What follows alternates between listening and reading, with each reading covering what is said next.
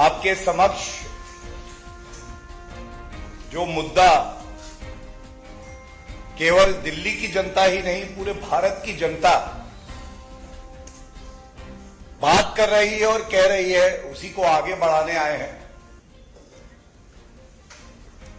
आज ये कहना गलत नहीं होगा कि देश की जनता कह रही है अगर सबसे बड़ा भ्रष्टाचारी कोई है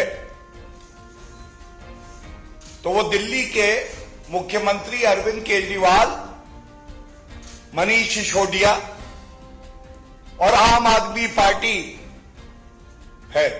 ऐसा क्यों है मैं बताता हूं। भारतीय जनता पार्टी ने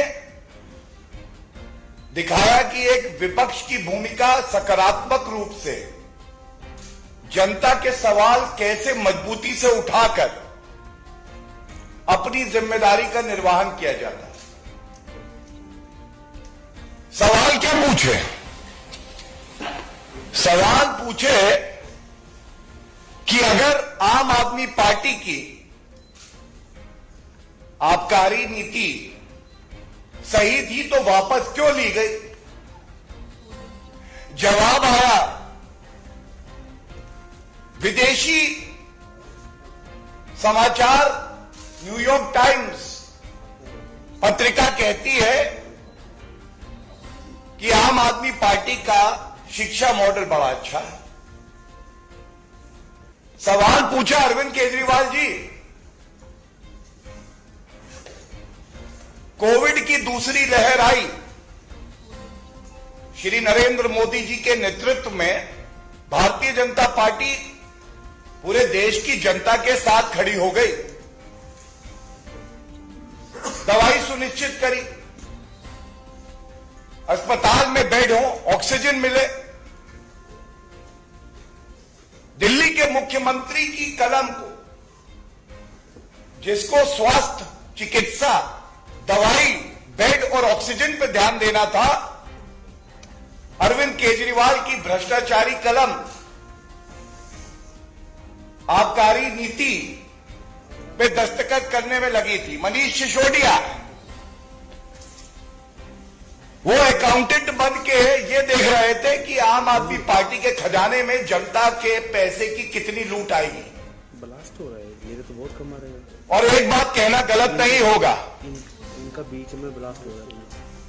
आज भारत की जनता कह रही है आप नहीं पाप है, भ्रष्टाचारियों का बाप है और जनता के लिए अभिशाप है। सर ऑडियो खराब है सर। ऑडियो ठीक है? बहुत डिस्टर्बेंस है सर पूरी ऑडियो में। ऑडियो ठीक है?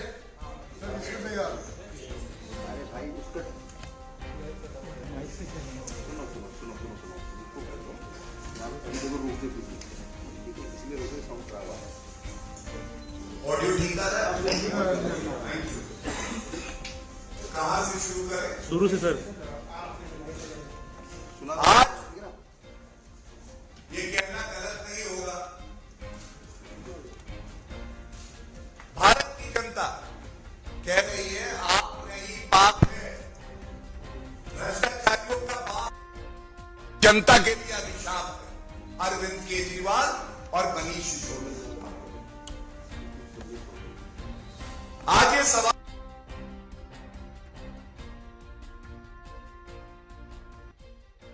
वो कहते हैं कि 2024 का चुनाव है, सब पूछ रहे थे मोदी जी वर्सेस कौन, अब कह रहे हैं मोदी जी वर्सेस अरविंद केजरीवाल।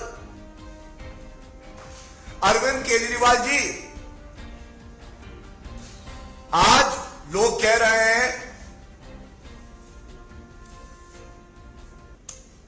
जिसने भी दिल्ली को ठगा है, जिसने भी दिल्ली को ठगा है वो अरविंद केजरीवाल का सगा है। और मत भूलिए, ऐसी बड़ी बड़ी बातें, शेख चिल्ली वाली बातें आपने पहले भी करी थी। बनारस गए थे, मुंह की खाई थी। उत्तर प्रदेश में जमानत जब्त हो जाती है आपकी। उत्तराखंड गोवा में क्या हुआ हम सब जानते हैं। आज जो सवाल पूछे जा रहे हैं, अरविंद केजरीवाल जी की नाक के नीचे भ्रष्टाचार हुआ, आपने होने कैसे दिया? जब समय था जनता के आंसू पोंछने का, तब आप घोटाला करके आबकारी नीति क्यों ला रहे थे? क्या जनता की चिंता आपको नहीं है? केवल रुपया कमाना, लूट खसोट करना, भ्रष्टाचार फैलाना आपका मकसद है, इसलिए आप राजनीति में आए थे। और इसका उत्तर ना न्यूयॉर्क टाइम्स का वो आर्टिकल हो सकता है, इसका उत्तर ना राजनीतिक द्वेष की बात करना हो सकता है, इसका उत्तर सब लोग मुझसे डरे हुए हैं। अरविंद केजरीवाल जी, आपसे कोई डरा हुआ नहीं है। जैसे जैसे खुल रही है कड़ी, पास आ रही है आपके हथकड़ी। ये जो कड़ियां खुल रही हैं, सब जानते हैं कि आप कितने घबराए हुए हैं। ये वही अरविंद केजरीवाल हैं जो रोज सुबह शाम टैक्स पेयर के रुपए से इश्तिहार देते थे, टीवी पे बैठते थे। और आज जनता ने 3 सवाल क्या पूछ लिए? 3 सवाल, और आपकी नींव पूरी तरह से खिसक गई। आपकी स्वघोषित ईमानदारी की इमारत ढह गई। मैं पुनः एक बात कहूंगा, अरविंद केजरीवाल जी, आपको जनता को जवाब देना चाहिए। आपने प्रथम दृष्टया भ्रष्टाचार किया, बड़ा घोटाला किया, यह आपत्तिजनक है, चिंताजनक है। लेकिन सवाल मैं नैतिकता का उठाता हूं। दिल्ली वासियों की जान इसलिए गई क्योंकि जब दिल्ली के मुख्यमंत्री को कोविड की दूसरी लहर में यह सुनिश्चित करना था कि दवाई मिले, बेड मिले, ऑक्सीजन मिले, तब आप ठेकेदारों से मिलकर यह तय कर रहे थे कि वो कितनी कमाई करेंगे और आपके पास वापस कितना है। यह राजनीतिक नैतिकता का प्रश्न है। दिल्ली में शराब कुछ दिन ना बिकती, चल जाता, लेकिन आम आदमी को उसकी सांसें मिल जाती, यह जरूरी था, यह कर्तव्य था आपका। संविधान की शपथ इस बात के लिए थी। इसके साथ मैं देखता हूं बार बार प्रेस कॉन्फ्रेंस हो रही है, और बहुत दुख हुआ मैंने जब मनीष सिसोदिया जी की प्रेस कॉन्फ्रेंस देखी और उन्होंने कहा, भारतीय जनता पार्टी वाले कह रहे हैं हजारों करोड़ रुपए का घोटाला हुआ है, लेकिन एफआईआर कह रही है केवल 1 करोड़ का घोटाला है। आप इनकी नियत और सोच देखिए। घोटाले का भी जस्टिफिकेशन यह है कि यह छोटा 1 करोड़ का घोटाला ही लिखा है। तो मैं 2 बातें मनीष सिसोदिया जी आपको मुफ्त की सलाह दे देता हूं। पहली बात, जो एफआईआर में लिखा गया है ना, यह कोई इंसाइक्लोपीडिया नहीं होता है। ये जो पूछताछ हो रही है, जो तथ्य सामने आ रहे हैं, हर भारतीय को यह यकीन है कि जांच एजेंसी अपना काम कर रही है और सत्य बाहर आएगा। और मैंने कहा ना, जैसे जैसे जुड़ेगी कड़ी, वैसे वैसे पास आएगी हथकड़ी। और दूसरी बात, घोटाला 1 रुपए का हो या 1000 करोड़ का हो, सवाल आज आपकी ईमानदारी का है। आपने जनता के पैसे से अपनी तिजोरी क्यों भरी? जब आप ये कहते हैं कि 1 करोड़ का केवल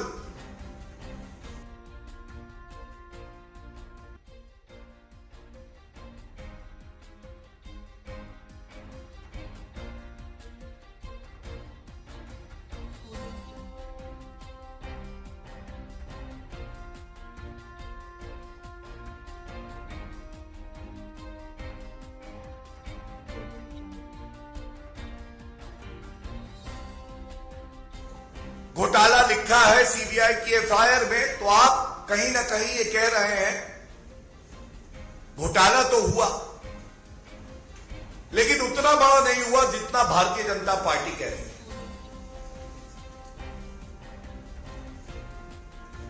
और राजनीति में ईमानदारी, विश्वसनीयता, यह आधारशिला है जो रिश्ता एक नेता का जनता के साथ होता है, जिसका उदाहरण आदरणीय प्रधानमंत्री श्री नरेंद्र मोदी जी हैं, हमारी पार्टी के राष्ट्रीय अध्यक्ष श्री जेपी नड्डा जी हैं। आपने उस विश्वसनीयता को तोड़ा है, इसलिए ये सवाल पूछे जा रहे हैं। और इस मंच का सदुपयोग करते हुए आदित्य गुप्ता जी भी यहां हैं, संजय जी भी यहां पे हैं, हरीश जी भी हैं, मैं चुनौती देता हूं अरविंद केजरीवाल जी, अगर आप में थोड़ी सी नैतिकता बची है, 24 घंटे के अंदर, ये समय बहुत है एक ईमानदार के लिए, आप केवल ये बताइए कि अगर आपने घोटाला नहीं किया तो आबकारी नीति वापस क्यों ली? 144 करोड़ की ऑर्डर बताते हैं। मैं एक बात जरूर कहूंगा, आज अरविंद केजरीवाल मॉडल का मतलब है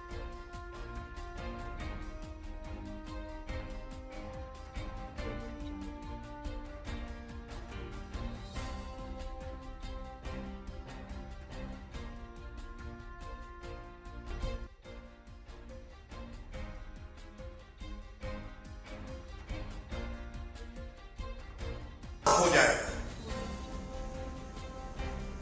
पैरों के नीचे आपके जमीन नहीं है। गजब यह है फिर भी आपको यकीन नहीं है। और इस बात पे इनके दोहरे मापदंड को उजागर करके मैं अपनी बात को खत्म करूंगा। यही अरविंद केजरीवाल, पंजाब के स्वास्थ्य मंत्री की शिकायत आती है, कहते हैं हमारे पास शिकायत आई है, और शिकायत आई है तो मैंने तुरंत स्वास्थ्य मंत्री को हटा दिया। सत्येंद्र जैन, जिसको आपने कट्टर ईमानदार कहा था, वो 3 महीने से जेल में है, 3 महीने से। और आज ये कहना गलत नहीं होगा कि कट्टर बेईमान अगर कोई है तो वो आम आदमी पार्टी के अरविंद केजरीवाल, सत्येंद्र जैन और मनीष सिसोदिया है। और अगर पंजाब का स्वास्थ्य मंत्री आपने हटाया ये कह के कि शिकायत आई है, सत्येंद्र जैन को आज तक क्यों नहीं है? मनीष सिसोदिया, जो आज सीबीआई की जांच चल रही है, तो वो इस्तीफा क्यों नहीं दे रहे? ये दिखाता है ये घोटाला जो है ये रुकता नहीं केवल मनीष सिसोदिया उर्फ एक्यूज्ड नंबर 1 पर, यह घोटाला जाता है भ्रष्टाचारी नंबर 1 अरविंद केजरीवाल के दरवाजे तक। और सीबीआई हो या कोई भी जांच एजेंसी, ये टीवी पे आकर दलील देना बंद करिए। एक बात जान लीजिए, कोई भ्रष्टाचारी होगा तो बख्शा नहीं जाएगा। कानून से ऊपर कोई नहीं है, और अरविंद केजरीवाल जी आप भी कानून से ऊपर नहीं है। गलत अगर किया है तो अब आपके दिन जो बचे हैं वो गिनती के बचे हैं। धन्यवाद। होगा माननीय आदेश गुप्ता जी से कि आपको संबोधित करें। धन्यवाद संजय जी। सभी पत्रकार मित्रों को मेरा नमस्कार। आजाद भारत में, स्वतंत्र भारत में पहली बार ये देखा गया है कि वही शिक्षा मंत्री हैं और वही शराब मंत्री हैं। शिक्षा मंत्री भी वही हैं, शराब मंत्री भी वही हैं। और अभी गौरव जी बता रहे थे कि नई आबकारी नीति लाए, तो मैं बता देना चाहता हूं ये नई आबकारी नीति नहीं है, ये पापकारी नीति है, ये भ्रष्टाचारी नीति है, ये विनाशकारी नीति है, ये अत्याचारी नीति है, ये अनाचारी नीति है, ये दिल्ली में अरविंद केजरीवाल जो आबकारी नीति लाए हैं वो दिल्ली के लिए विनाशकारी नीति साबित हुई है, दिल्ली के लिए पापकारी नीति साबित हुई है, दिल्ली के लिए भ्रष्टाचारी नीति साबित हुई है।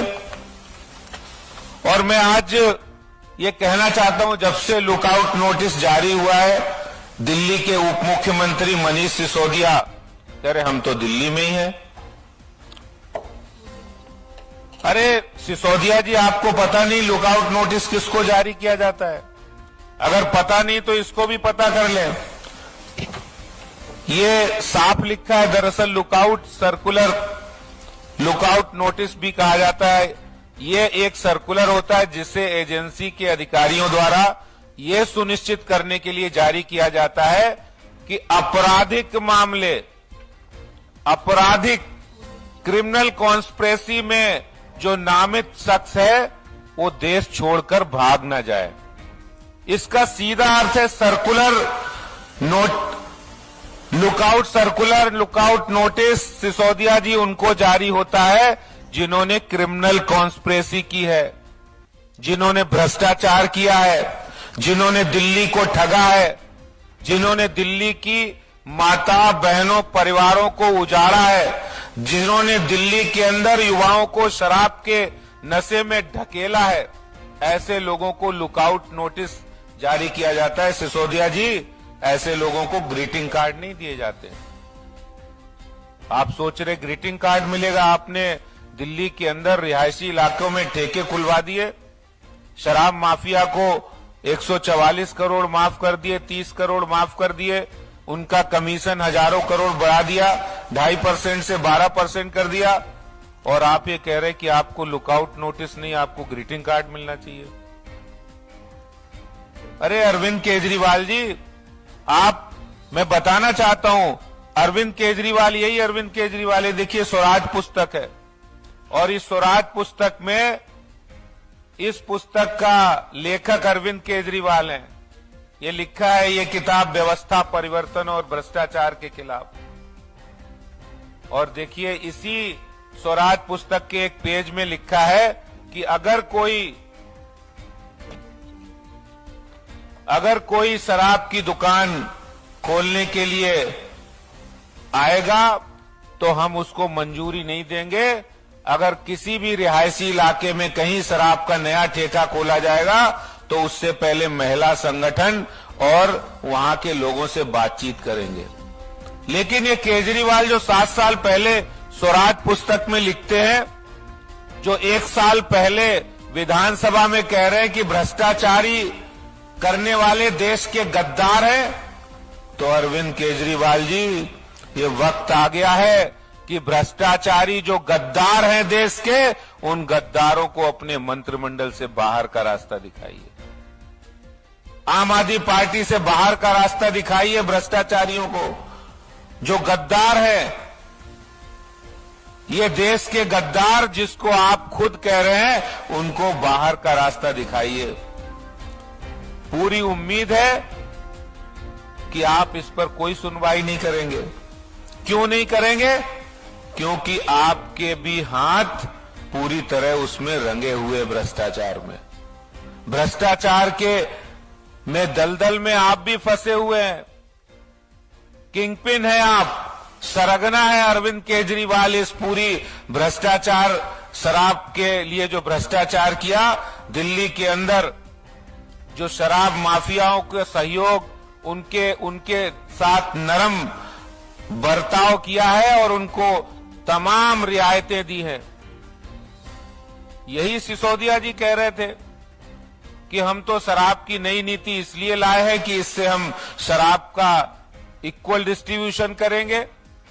लेकिन अफसोस के साथ कहना पड़ रहा है कि ये जो भ्रष्टाचारी लोग हैं, जब इनका पोल खुल गई है तो अब ये दूसरी दलीलें दे रहे हैं, दूसरी बातें कर रहे हैं। अरे मैं कहना चाहता हूं, तुम इधर उधर की बात मत करो, ये बताइए कि दिल्ली के राजस्व में डकैती डालने का, दिल्ली के राजस्व में चोरी करने का काम क्यों किया? ये पाप दिल्ली के लोगों की जो टैक्स की कमाई है उस टैक्स की कमाई को शराब के माफियाओं को क्यों लुटाया गया, इसका जवाब जानना चाहती है दिल्ली की जनता, देश की जनता। इसलिए इस तरह की बातें करके गुमराह मत करो। आपकी पोल पूरी खुल चुकी है और जो भ्रष्टाचारी हैं अब उनका पोल खुल के उनकी जेल की दरवाजे तक जाने की बारी है। तो इसलिए जो जवाब आज भारतीय जनता पार्टी मांग रही है, जो जवाब दिल्ली की जनता मांग रही है, तुम इधर उधर की बातें मत करो, वो जवाब दीजिए कि आखिर शराब माफिया को आपने करोड़ों रुपए का फायदा क्यों पहुंचाया। बहुत बहुत धन्यवाद। देखिए एक एक करके हम प्रश्न लेंगे।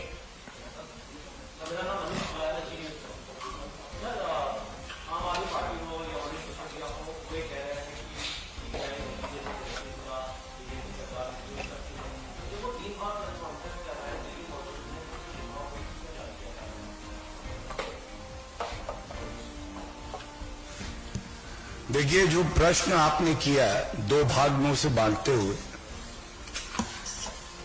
ये नया फैशन है आजकल भारतीय राजनीति में, खासकर विपक्ष की पार्टियां जब देश को प्रदेश को लूटते हैं, भ्रष्टाचार करते हैं तो नहीं सोचते। जब कांग्रेस के शासन में जांच एजेंसियों को पिंजरे का तोता बनाया था तब नहीं सोचा था।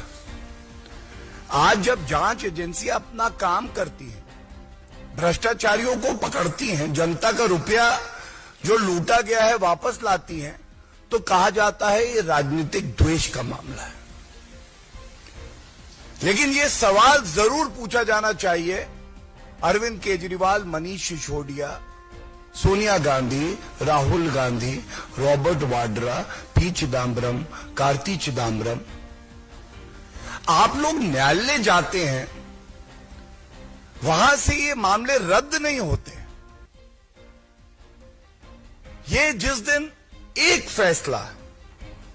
फैसला सर्वोच्च न्यायालय या उच्च न्यायालय का दिखा देंगे कि ये न्यायालय ने कहा कि ये राजनीतिक द्वेष का मामला है, उसके बाद इनकी बात में कुछ वजन होगा। आज तो ये ओछी हल्की निंदनीय राजनीति कर रहे हैं और ये कहना गलत नहीं होगा। ये सवाल अपने आप में बड़ा गंभीर है जब आप कहते हैं कि वो यही है, लुकआउट नोटिस क्यों जारी किया। एक ईमानदार जांच एजेंसी ईडी को इडियट बुलाई है, सीबीआई अपना काम कर रही है कि कुछ भी हो जाए इन कट्टर बेईमानों को भागने नहीं देंगे, कानूनी प्रक्रिया के तहत लुकआउट नोटिस करती है। पूछा जाता है ये यही दिखाई दे रहे हैं, क्यों किया? क्योंकि कानून प्रक्रिया ये कहती है कि आप इस तरह से लुकआउट नोटिस जारी कर सकते हैं और इसलिए किया गया। यह न्याय संगत है, उचित है। और देश में यह बदलना चाहिए कि अपनी जांच एजेंसियों पे सवाल उठाने के बजाय वो माइक अरविंद केजरीवाल के सामने रख के पूछा जाए, ये बताओ घोटाला किया क्यों? ये बताओ जनता का दुख जो तुम्हें हरना था वो हरने की बजाय तुम करोड़ों का घोटाला क्यों कर रहे थे? कुंदन।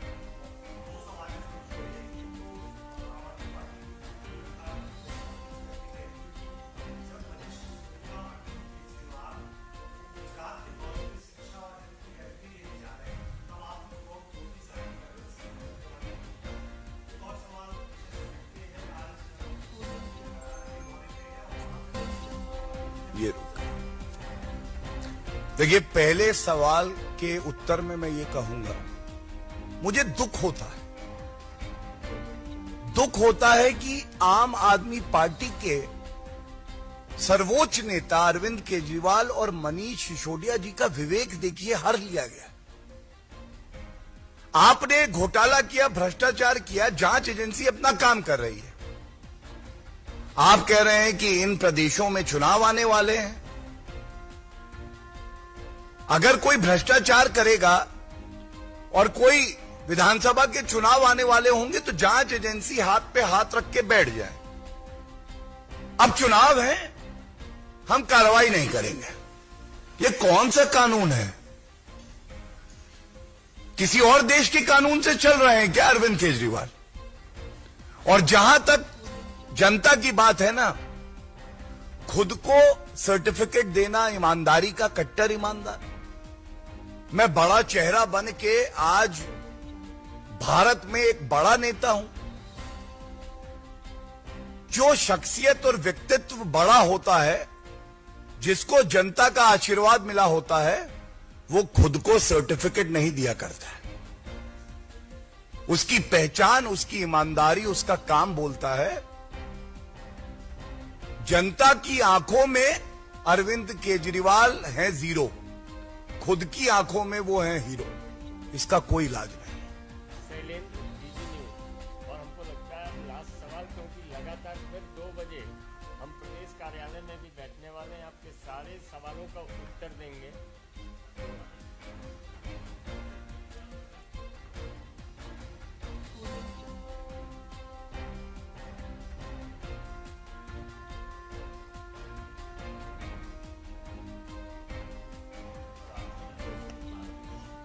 देखिए, मैं एक ही बात कहूंगा कि अभी जो हायर एजुकेशन में और स्किल डेवलपमेंट में उन्होंने एक पॉलिसी निकाली दिल्ली में, जिसमें बच्चों को मदद करने के लिए बात करी। बड़ी अच्छी पॉलिसी थी, बनाई थी।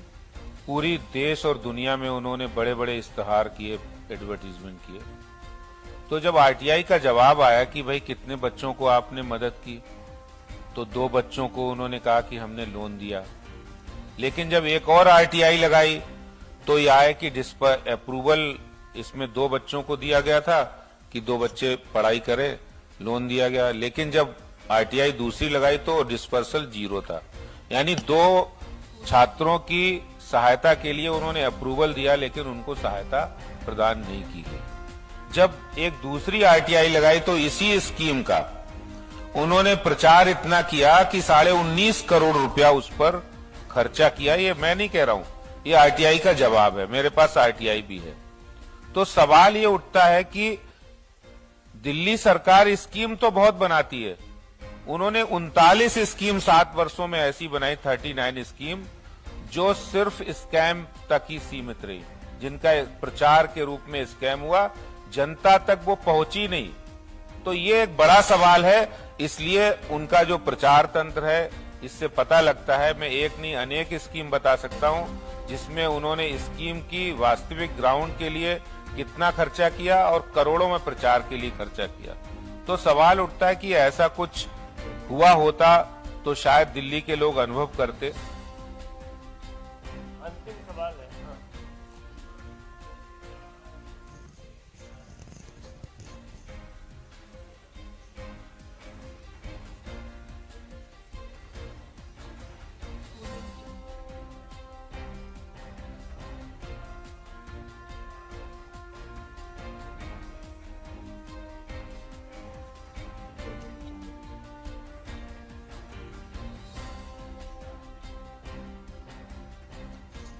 देखिए, सबसे पहले तो सिद्धांत के तौर पे मैं एक बात करूंगा। अगर अरविंद केजरीवाल जी ने भ्रष्टाचार को बढ़ावा दिया है, जो प्रथम दृष्टया प्रतीत होता है, जांच एजेंसियां जो है ना, ये अब पिंजरे का तोता नहीं है। ये अपना कार्य करेंगी और कानून की नजरों में अरविंद केजरीवाल जी भी एक सामान्य नागरिक है। दूसरा, जो आपने कहा, बार बार इसे चुनाव से जोड़ के ये जो वक्तव्य दे रहे हैं,